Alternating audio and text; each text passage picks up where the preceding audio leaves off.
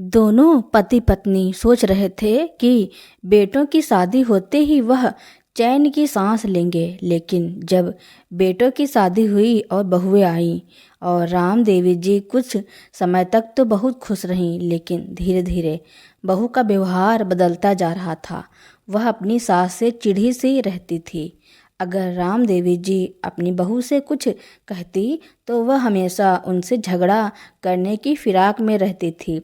इसलिए वह ज़्यादातर अपनी बहू से कुछ कहती ही नहीं थी, क्योंकि उन्हें पता था कि अगर वह कुछ कहेंगी तो फालतू में घर में कलह मचाएगी। यह बात जब वह अपने पति महादेव जी को बताती है तो वह उन्हें समझाते हैं कि धीरे धीरे बहुएं समझ जाएंगी, लेकिन बहुएं ऐसी थी कि वह समझने का नाम ही नहीं ले रही थी। वह तो अपने पतियों को भी अपने सास ससुर के खिलाफ भड़काया करती थी, जिसके कारण बेटे भी अपने माँ बाप को कुछ समझते नहीं थे, बात बात पर उन्हें सुना देती थी।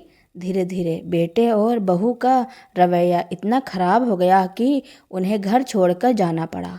वह घर छोड़कर मुंबई की सड़कों पर गाना गाकर भीख मांगती थी। उसी से अपना जीवन यापन कर रहे थे। महादेव जी एक सीधे साधे आदमी थे। वह मुंबई की सड़कों के किनारे फुटपाथ पर अपनी पत्नी के साथ रहते थे। वह दोनों उम्र के साथ साथ बूढ़े हो चुके थे। उनके परिवार में 2 बेटे और बहुएं, पोता पोती सभी थे, लेकिन बेटे बहू के व्यवहार से परेशान होकर वह घर छोड़कर चले गए। तब से वह सड़कों के किनारे रहते थे। वह बस अड्डे और रेलवे स्टेशन पर गाना गाकर पैसा कमाते थे। लोग उनका गाना बहुत अच्छे से सुनते थे, क्योंकि वह बूढ़े होने के बावजूद भी बहुत अच्छा गाना गा लेते थे। एक दिन वह गाना गा रहे थे, जिंदगी एक किराए का घर है, एक ना एक दिन निकलना पड़ेगा। तभी कुछ लोग उनसे कहते हैं, अरे बाबा बहुत अच्छा गा लेते हो। यह कहकर वह लोग उनका वीडियो बनाने लगे। बेटा सब समय सिखा देता है, लेकिन पहले शौक से गाता था, आज मजबूरी में गाता हूँ। पापी पेट का सवाल है। उम्र इतनी तो रही नहीं कि कुछ भारी काम कर पाऊँ, लेकिन अपनी आवाज़ ही काम पर लगा रहा हूँ ताकि अपनी पत्नी को रोटी खिला सकूँ। लेकिन बुढ़ापे में मेरी तबीयत भी कहाँ साथ देती है। उस बूढ़े आदमी का नाम महादेव था। वह स्वभाव से भी बहुत दयालु थे। वैसे इतनी ठंड है, स्वेटर तो कुछ भी नहीं पहना है। ठंड नहीं लगती क्या बाबा तुम्हें? बस अड्डे पर एक आदमी ने कहा। ठंड लगती है और भूख भी लगती है बेटा। दोनों की लड़ाई में भूख हमेशा जीत जाती है, इसीलिए ठंड को अनदेखा कर भूख के लिए आना ही पड़ता है। महादेव जी ने अपने आंसू पोंछते हुए कहा, अरे बाबा आप रोइए मत, जिनका कोई नहीं होता उनका ऊपर वाला होता है। यह कहकर वहाँ मौजूद हर कोई थोड़े पैसे महादेव जी को दे देते तो महादेव जी उन लोगों का शुक्रिया अदा करके आगे चले जाते। महादेव जी रोज बस अड्डे पर और रेलवे स्टेशन पर ऐसे ही गाना गा कर भीख मांगते हैं, लेकिन एक लड़की रोज उनको पैसे न देकर खाना देती है। उस दिन वह लड़की जब महादेव जी को खाना दे रही थी, तब महादेव जी ने उससे पैसे मांगे। लड़की ने उससे पूछा, क्या बात है बाबा, आज भूख नहीं लगी क्या? बिटिया, जो रोज मुझे खाना देती हो, अकेले खाने को मेरा मन नहीं मानता, इसलिए तुम्हारा दिया हुआ खाना रख लेता हूँ, पर जब तक तुम्हारी दादी तक पहुँचता हूँ यह खाना खराब हो जाता है और दिन भर में बस इतनी कमाई हो पाती है कि सिर्फ एक लोगों का पेट ही भर सकूं, इसलिए आज पैसे मांगे बिटिया। महादेव जी ने आंखों में आंसू लिए कहा तो वह लड़की महादेव जी की बात मान लेती है, पर वह सोचती है क्या पता यह सच बोल रहे हैं या झूठ बोल रहे हैं, कौन जाने, यह पैसे कमाने का नया तरीका है।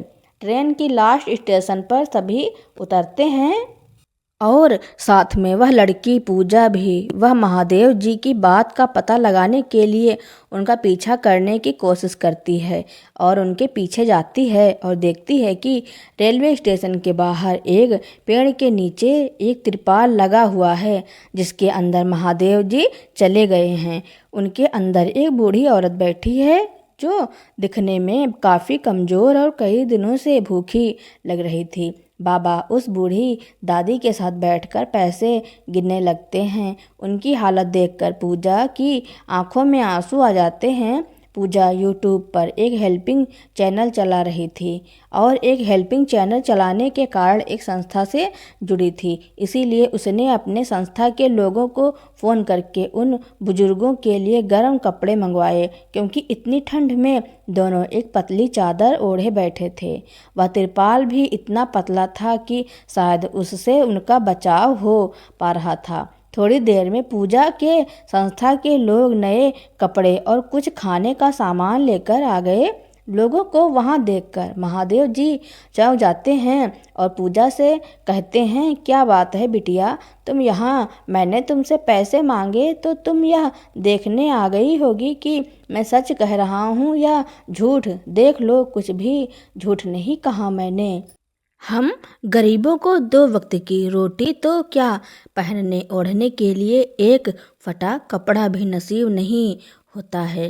यह कहते कहते महादेव जी रोने लगे। अरे बाबा नहीं, मैं तो आप जैसे लोगों की मदद करने के लिए ही हूँ। मैं हर रोज़ आपको बस अड्डे पर देखती थी, पर आज आपकी मदद के इरादे से आपका पीछा किया। बाबा यह लीजिए, आप दोनों के लिए कुछ गर्म कपड़े हैं और अब से आप लोग यहाँ नहीं रहेंगे। चलिए आप लोग हमारे साथ। महादेव जी ने कहा, पर कहाँ बिटिया? महादेव जी ने आश्चर्य से पूछा। बाबा, हमारे वृद्धाश्रम, जहाँ आप जैसे कई लोग रहते हैं। आपको वहाँ कोई तकलीफ नहीं होगी।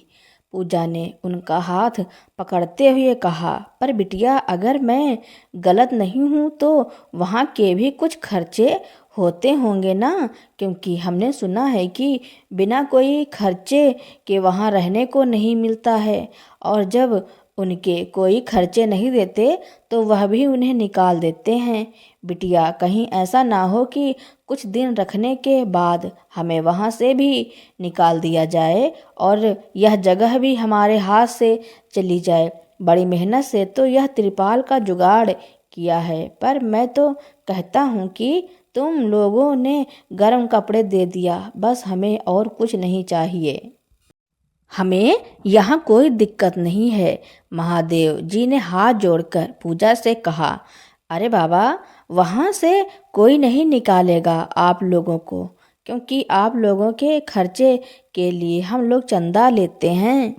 आप यह सब मत सोचिए और चलिए हमारे साथ। पर बाबा, क्या आपके परिवार में और कोई नहीं है? मतलब आप लोगों के बच्चे कहाँ हैं? पूजा ने कहा, अब क्या ही कहूँ बिटिया, 2 बेटे और बहू हैं और हमारे सारे अच्छे काम भी करते हैं, पर हम तो अब किसी काम के रहे नहीं, तो वह अब हमारे काम क्यों आएंगे? महादेव जी ने नम आँखों से कहा। यह सब सुनकर पूजा को बड़ा दुख हुआ। बाबा, जब बच्चे छोटे होते हैं तो वह भी किसी काम के नहीं होते, पर फिर भी माता पिता उन्हें अपने हर काम को छोड़कर उन पर ध्यान देते हैं। तभी उनका भविष्य संवारने के लिए माँ बाप इतना काम करते हैं कि उनकी चप्पल तक टूट जाती है, और वहीं बच्चे बड़े होकर माँ बाप को बोझ समझकर अपने से दूर कर देते हैं। पता नहीं हमारी संस्कृति कहाँ लुप्त होती जा रही है। एक वह समय था जब श्रवण कुमार अपने अंधे माता पिता को बोझ नहीं समझा था, और एक आज का समय है। पूजा ने नम आँखों से कहा, बिटिया सच कहा तुमने। आज के ज़माने की सोच में तुम भी तो एक हो ना, अच्छी इंसान। महादेव जी ने कहा। फिर वह सभी को एक वृद्धाश्रम ले जाती है, जहाँ पर दोनों की रहने की व्यवस्था पहले से ही होती है। दोनों वहाँ आराम से रह रहे थे, लेकिन एक दिन महादेव जी ने वहाँ कुछ ऐसा देखा कि उनके पैरों तले जमीन सरक गई। उन्होंने अपनी आंखों पर विश्वास नहीं किया। अरे रामदेवी, जल्दी से अपनी पोटली बांधो, हमें चुपचाप यहाँ से निकलना पड़ेगा, वह भी अभी के अभी। पर क्यों? रात भी इतनी हो गई है, हम लोग कहाँ जाएंगे? अचानक क्या हुआ, बताइए तो सही, रामदेवी जी ने पूछा। अभी कुछ भी बताने का समय नहीं है। अरे मैं रात के 12 बजने तक सबके सोने का इंतजार करता हूँ। तुम पोटली बांधो बस और यहाँ से चलो, यहाँ से, महादेव जी ने हड़बड़ी में कहा। फिर दोनों चुपचाप रात के अंधेरे में वहाँ से निकल जाते हैं और वापस उसी पेड़ वाली जगह पर पहुँचते हैं तो देखते हैं वहाँ पेड़ काटा जा चुका है और उसकी जगह पर एक पार्किंग एरिया बनाया गया है। वहाँ बहुत सी गाड़ियाँ खड़ी थी। अब हम कहाँ जाएंगे? पता नहीं आपको भी कौन से दौरे आते हैं। इतने अच्छे तो थे हम, वहाँ रहने खाने का भगवान ने इतना अच्छा बंदोबस्त कर दिया था, पर फिर आ गए ठंड में यहाँ रहने के लिए। रामदेवी जी ने नम आंखों से अपने पति से कहा। रामदेवी जी, मेरे वहाँ आने का कारण तुम्हें पता चलेगा ना तो तुम भी कहोगे कि मैंने ठीक किया। मतलब जरा साफ साफ बताइए, रामदेवी जी ने कहा। मतलब यह कि वह लड़की जो हमें यहाँ से लेकर गई थी ना, वह कोई और नहीं बल्कि अमित की बेटी है। तुम्हें तो पता ही है कि अमित हमारे साथ क्या करता था और क्या करने की वह सोच रहा था। अब अपनी बेटी को भी यही सिखाया होगा उसने।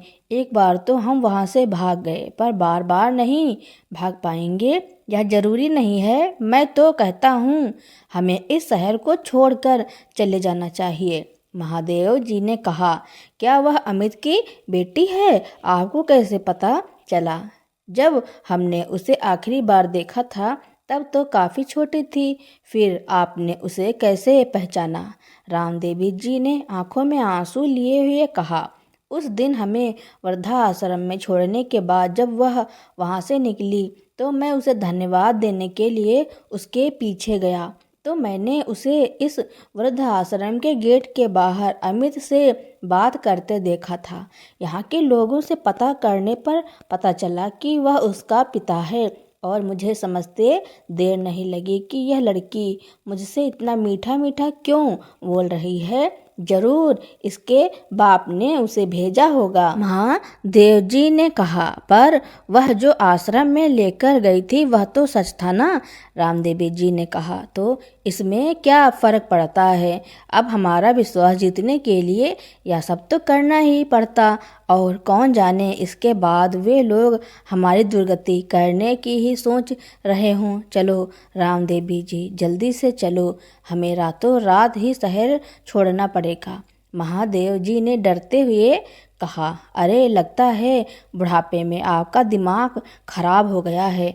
हमारी उम्र जान कर भी आपको लगता है कि हम पैदल ही शहर से निकल पाएंगे, वह भी रात के अंधेरे में? पुलिस ने रोक लिया तो हमें चोर डाकू समझकर कहीं अंदर ना कर दे। रामदेवी जी ने कहा। हाँ, यह बात भी सही है तुम्हारी। चलो यहीं सड़क के किनारे थोड़ी देर आराम कर लेते हैं और रोशनी होते ही सुबह चल पड़ेंगे, कहकर महादेव जी और रामदेवी जी वहीं बैठ जाते हैं और अपनी पिछली यादों में खो जाते हैं। दोनों भाई अमित और सुमित महादेव जी और रामदेवी जी एक साथ रहते थे। महादेव जी एक बहुत बड़ा शोरूम खोल रखे थे, वह भी शहर के बीच में। महादेव जी और उनके बेटे शोरूम संभालते थे। शोरूम में हमेशा इतनी भीड़ होती थी कि उनका खुशहाल परिवार था।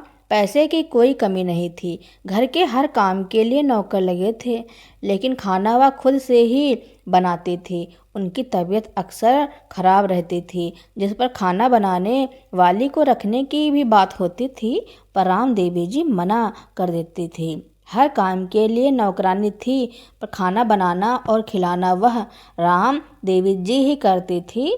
समय ऐसे ही बीतता गया और दोनों बेटों की शादियां भी हो गईं। समिता और अमिता पहले तो मिलजुल कर रहती थी, फिर धीरे धीरे आपसी लड़ाई बढ़ती गई और परिवार अंदर ही अंदर खोखला होता चला गया। बात बात पर झगड़ा होने लगा। यह सब देखते देखते महादेव जी बीमार रहने लगे और उन्होंने जल्द ही बिस्तर पकड़ लिया। उसके बाद तो हालात और भी बद से बदतर हो गए। दोनों भाई ने पैसे चुराने शुरू कर दिए, जिससे शोरूम में बहुत घाटा हो गया और अंत में शोरूम बंद करना पड़ा। अब महादेव जी ने सबको अलग अलग रहने के लिए कह दिया और उसी घर में सभी ने अपना हिस्सा अलग अलग कर लिया और सभी अलग अलग रहने लगे। सबसे बड़ा सवाल उठा कि माँ बाप कहाँ रहेंगे। तो दोनों ने माँ बाप के रहने का इंतजाम तो कर दिया, पर दोनों ने उसकी जिम्मेदारी लेने से कतराने लगे। सभी एक दूसरे पर माँ बाप को थोपने लगे थे। जिस शोरूम को महादेव जी ने इतनी ऊंचाई पर पहुंचाया था, आज उस शोरूम का नामो निशान तक नहीं बचा था। दोनों बेटों ने तो दुकान के पैसे हड़प कर कुछ दिनों तक घर पर जमा भी कर लिया था, पर महादेव जी तो अभी अभी बिस्तर से उठे ही थे। वह काफ़ी दिनों से अपने बीमारी की वजह से काफ़ी रुपए खर्च कर चुके थे। दोनों बेटों ने यह फैसला किया, वैसे माँ बाप तो रहेंगे इसी घर में ही, बस खाने के लिए 6-6 महीने तक एक बेटा खर्चा उठाएगा। महादेव जी अपने परिवार की ऐसी हालत देखकर बस रो देते और अपनी अवस्था के कारण अपने आंसू पोंछ लेते हैं। पहले उन्हें रखने की बारी आई तो उनके बड़े बेटे और बहू की, लेकिन अमिता तो उन पर चिढ़ी रहती थी। राम देवी जी सोचती थी कि पता नहीं उन्होंने ऐसा क्या कर दिया जो बहू उनसे ऐसा बर्ताव करती है। राम देवी जी वर्षों से दोनों बेटे और पति के खान पान का ध्यान रखती आई थी। मजाल है कि कोई उनकी देखभाल में कमी निकाले, पर आज वह दोनों अपने ही घर में अजनबियों की तरह रह रहे थे। एक दिन सुबह सुबह अमिता राम देवी जी से कहती है कि देखिए मम्मी जी, अब हम कोई रईस तो नहीं है, इसलिए ऐसे बैठकर खाने का तो कोई सवाल ही नहीं होता। आज से घर के सारे काम आप करेंगी और बाहर के पापा जी करेंगे, तभी आप लोगों को खाना मिलेगा। राम देवी जी इस बात को हाँ में सर हिलाकर बहू की जली कटी बातें सुन लेती और चुपचाप रसोई में चली जाती हैं। वह दिन भर काम करती, फिर भी अमिता उन लोगों को खाना देते वक्त यही कहती, पता नहीं कुछ लोग अपनी अच्छी किस्मत लिखवा कर आते हैं कि फ्री का खाना खाते हैं और उनको खिलाने वाला खुद पिसता रहता है। एक कप चाय जो कभी सुबह के अलावा मांग लिया उन्होंने तो चाय का तो पता नहीं ताने जरूर सुन जाते थे। और कभी कभार अगर राम देवी जी अपने आप रसोई में खाना ले लेती थी तो बहू उनके हाथ से छीन लेती थी और डंडे से उन्हें खूब मारती थी। राम देवी जी बेचारी चुपचाप सारे अत्याचार सह जाती। इसी तरह दिन बीतते गए और वह दोनों तो और ज़्यादा बदतमीज और ख़तरनाक होते गए। अब यह दोनों तो एक दिन छोड़कर खाना देते थे और 1-2 बिस्किट चाय के साथ देते थे। कहते थे कि उनकी कमाई इतनी नहीं है, अपना पेट तो भर नहीं पाते, तुम दोनों को कहाँ से खिलाएंगे, हमारे लिए ही घर पर खाना नहीं बनता। पर वह अपने कमरे में चुपचाप बाहर से लाकर खा लेते। महादेव जी चुपचाप रोते और राम देवी जी भी, लेकिन दोनों एक दूसरे के सामने नहीं रोते थे। फिर बारी आई सुमित और समिता की। अब महादेव जी राम देवी जी अब उनसे भी बड़ी उम्मीद लगाए बैठे थे, पर सुमित उनसे अपने माता पिता को मुफ्त में खिलाने की जगह उनका इस्तेमाल कर पैसे कमाने का सोच रखा था। उसने महादेव जी से कहा, पापा आप तो जानते हैं कि हमारा शोरूम बंद हो गया है और ऐसे में मैं वापस शोरूम को खड़ा करना चाहता हूँ। अगर आप मेरा साथ दें तो हम फिर से खड़ा कर देंगे। पापा, भैया ने आप दोनों को बहुत सताया है और मैं इसलिए चाहता हूँ कि आप उनके पास दोबारा न जाएं। आप हमेशा से सर उठाकर जीते आएं और आगे भी ऐसे ही जिएंगे, इसलिए मैं शोरूम पर आपके लिए बात की है। कुछ नहीं, आपको वहाँ बैठकर वहाँ का हिसाब किताब देखना है, जिसके लिए आपको सैलरी भी मिलेगी। और माँ को खाना बनाना पसंद है ना, माँ के लिए वही नौकरी ढूंढ देंगे। हम सब मिलकर काम करेंगे, पैसे कमाएंगे तो जल्दी अपना शोरूम फिर से खड़ा कर लेंगे, देखना आप। सुमित की बात सुनकर महादेव जी और राम देवी जी खुशी से सोचने लगे कि चलो एक को तो हमने अच्छे संस्कार दिए हैं। यही सोचकर वह सारे राजी हो गए। महादेव जी और राम देवी जी पूरी मेहनत और लगन से इस उम्र में काम कर रहे थे। महादेव जी सुमित की बात पर विश्वास कर मेहनत किए जा रहे थे। इधर सुमित और समिता अपने प्लान को सफल होता देख बहुत खुश हो रहे थे। वह तो महादेव जी और राम देवी जी के पैसों से ऐश कर रहे थे और जानबूझकर सुबह घर से निकल जाता, यह कहकर कि वह भी काम पर जा रहा है और शाम को लौटता। पर वह दोस्तों के साथ पूरे दिन जुआ खेला करता। एक दिन महादेव जी ने उसे जुआ खेलते हुए देख लिया और घर जाकर राम देवी जी को सब कुछ बता दिया। चलिए जी, उससे बात करते हैं, आखिर कोई गलत संगत में तो नहीं है हमारा बेटा, बहू को ही बताते हैं। यह सोचकर दोनों जैसे ही उनसे बात करने जाते हैं और जो वह सुनते हैं उसके बाद तो उनके पैरों के नीचे जमीन खिसक जाती है। समिता, तुम्हारा दिमाग की तो जितनी तारीफ करूं उतनी कम है। भैया लोग तो बोझ समझकर अपने पैसे खर्च कर डालें और वही हम उन्हीं से अपनी जेब भर रहे हैं और यह काम कर रहे हैं और हम आराम फरमा रहे हैं। बस अब ऐसे ही इन्हें उल्लू बनाकर यह पूरा घर और शोरूम की ज़मीन अपने नाम करवा लो। भैया लोगों से कम दाम पर बेचकर फिर कमा लेंगे, सब देखते ही रह जाएंगे। और यह जो ज़्यादा नखरे दिखाएंगे तो आजकल बुढ़ापे में लोग पागलों जैसी हरकत करते हैं, इसलिए हम उन्हें पागलखाने भेज देंगे और इनसे पीछा भी छूट जाएगा। बस एक बार शोरूम वाली ज़मीन वापस से आ जाए। यह कहकर दोनों हंसने लगे। महादेव जी और राम देवी जी तुरंत ही घर छोड़ देते हैं और वह सोचते हैं कि उन्हें अपना घर और शोरूम की ज़मीन कुछ भी नहीं चाहिए, घर से दूर सड़क पर रह लेंगे।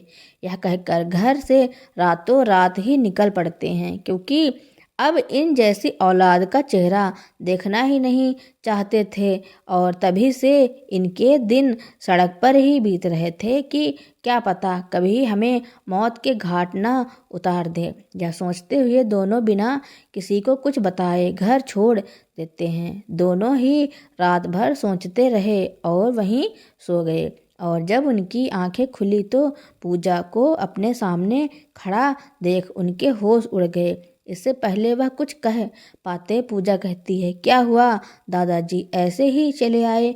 क्या सोचा कि अमीर की बेटी है तो यह भी बुरी ही होगी? दादाजी शब्द सुनकर दोनों हैरानी से पूजा को देखने लगते हैं। पूजा उनके गले लगकर रोते हुए कहती है, दादा जी, मुझे शुरुआत से ही पता था कि आप मेरे ही दादा जी हैं, क्योंकि आप लोगों की तस्वीर मैंने देखी थी घर में।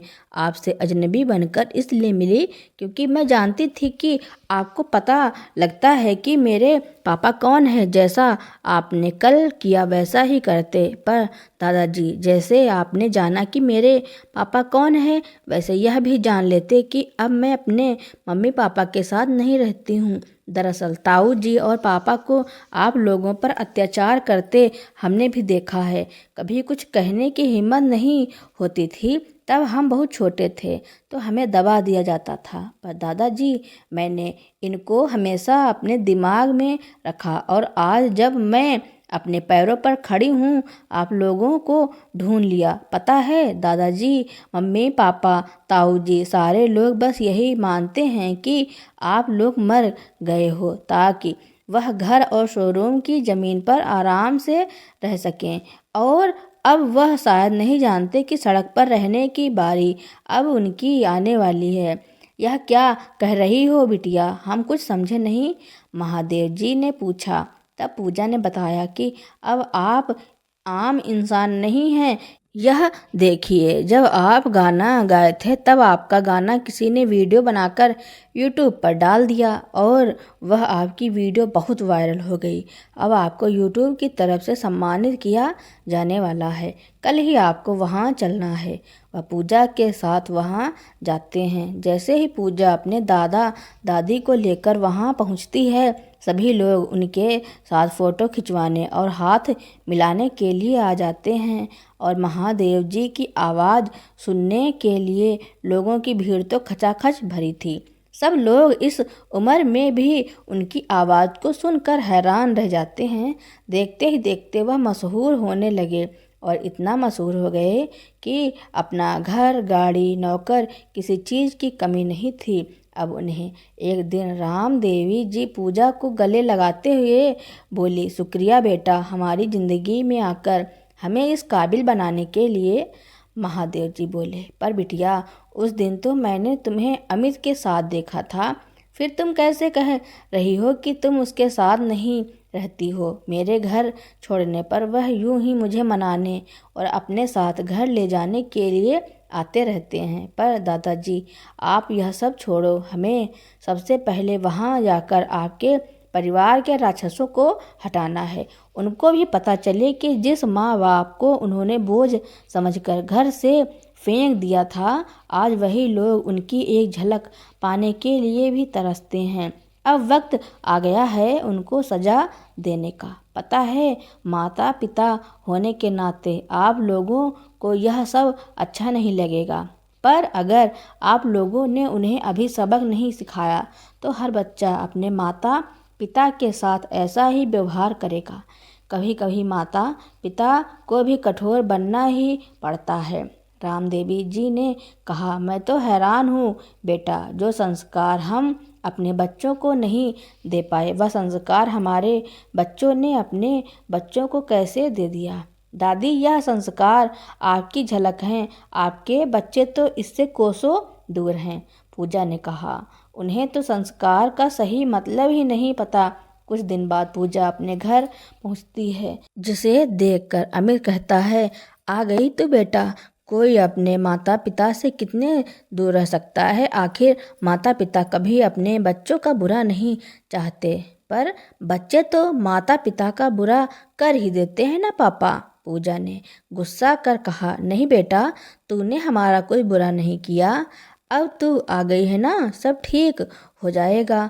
अमित ने कहा, पापा, मैं अपनी नहीं आपकी बात कर रही हूँ।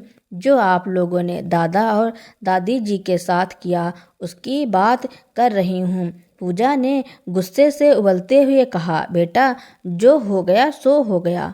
वे लोग भी बड़े मतलबी थे, अब रहने दो उनकी बातें। मरने के बाद किसी की बुराई नहीं करते, वरना तुम्हें आज हम बताते कि वह लोग कैसे थे। अमित ने कहा, आप लोगों से किसने कहा कि वह मर गए हैं? किस दुनिया में रहते हो आप लोग? पूजा मुस्कुराकर बोली, क्या मतलब तुम्हारा? अमित ने चिल्लाते हुए कहा। पूजा ने तुरंत अपना मोबाइल खोल कर दिखाया तो सभी के पैरों के नीचे जमीन सरक गई। पिता का बंगला, गाड़ी देखकर सारे मानो बेहोश होने वाले थे। हम आज यहाँ आप लोगों के विचार और अपना हक लेने आए हैं। जरा हम भी तो सुने कि कैसे थे हमारे दादाजी और दादी। यह कहकर पूजा महादेव जी और राम देवी जी को बुलाती है तो जैसे ही उनकी कार बेटों के घर के आगे रुकती है, उनको देखकर सभी की आंखें फटी की फटी रह जाती हैं। महादेव जी गुस्से में कहते हैं, हम सच में बड़े मतलबी थे, पर कभी मतलब की बातें ही समझ नहीं पाए, और आज एक मतलबी बात कहने जा रहा हूँ। इस घर में मेरी पोती के अलावा सभी अपने रहने का इंतजाम कहीं और कर लें, क्योंकि एक हफ्ते बाद यह वही मेरा पुराना परिवार होगा जिसकी मिसाल सब दिया करते थे। और अगर एक हफ्ते में अपना इंतजाम ना कर पाओ तो जहाँ इतने सालों तक हम रहें वहाँ जगह अभी भी वही है, वहाँ जाकर रह सकते हो। तब शायद तुम लोगों को पता चले मतलबी लोग अब तक कैसे जी रहे थे। पिता की कठोर आवाज़ सुनकर सभी की बोलती बंद हो गई तो दोनों बेटे बहू माता पिता के पैरों में गिरकर माफ़ी मांगने लगे। लेकिन पूजा ने गुस्से में सभी का सामान उठाकर घर से बाहर निकाल दिया और घर में ताला लगा दिया। पूजा बेटा, तू तो हमारी बेटी है, तू हमारे साथ ऐसा कैसे कर सकती है? पूजा मुस्कुरा कर बोली, पापा, जब दादा जी ने यह घर मुझे दे दिया है तो मैं कुछ भी कर सकती हूँ। अब अपना बोरिया बिस्तर उठाइए और सड़क के किनारे रहकर देखिए कि कैसे दादा दादी ने वहाँ जिंदगी बिताई थी। तब आपको उनके दर्द का एहसास होगा। इतना कहकर पूजा अपना दादा दादी के साथ गाड़ी में बैठकर चली गई और सारे बेटे बहू बस ताकते रह गए। कुछ समय बाद पूजा ने अपने पैसों से उस शोरूम वाली ज़मीन पर एक अच्छा सा बड़ा शोरूम बनवाया, जिसे खाली समय में महादेव जी और राम देवी जी देखती थी। बाकी के समय में वह अपना वीडियो बनाकर यूट्यूब पर डालती थी, जिससे उसे वहाँ से भी लाखों रुपए की कमाई हो जाती थी। अब उनका शोरूम वाला कारोबार दिन दूना रात चौगुना बढ़ता गया और उधर दूसरी तरफ उनके बेटे और बहू की हालत बद से बदतर हो गई। वह दूसरी ओर महादेव जी और राम देवी जी अपनी पोती के साथ अच्छे से रह रहे थे। वह हर संडे को मंदिर जाते हैं, वहाँ भिखारी को खाना बांटते थे। यह सब करके उन्हें बहुत खुशी मिलती थी। कुछ समय बाद उन्होंने अपनी पोती के लिए एक लड़का देखकर उसकी शादी कर दी। अब पोती तो विदा होकर अपने ससुराल चली गई थी, लेकिन वह कभी कभी अपने दादा और दादी जी से मिलने आती थी। पूजा का पति भी बहुत अच्छा था। वह भी पूजा के दादा दादी की देखभाल बहुत अच्छे से करता था, उन्हें किसी चीज़ की कमी नहीं होने देता था। एक दिन महादेव जी के बेटे और बहू उनके पास आते हैं और उनसे माफ़ी मांगते हैं कि माँ बाबूजी हमें माफ़ कर दो, हमें इस घर में रहने की इजाज़त दे दो। लेकिन वह अपने बेटे और बहुओं को माफ़ नहीं करते हैं और वह अपना सर झुकाकर वहाँ से चले जाते हैं। तो दोस्तों, महादेव जी और रामदेवी जी ने अपने बेटे और बहुओं के साथ जो किया उसके बारे में आपका क्या कहना है और यह कहानी आपको कैसी लगी, कमेंट में ज़रूर लिखना। मेरी कहानी सुनने के लिए आपका बहुत बहुत धन्यवाद।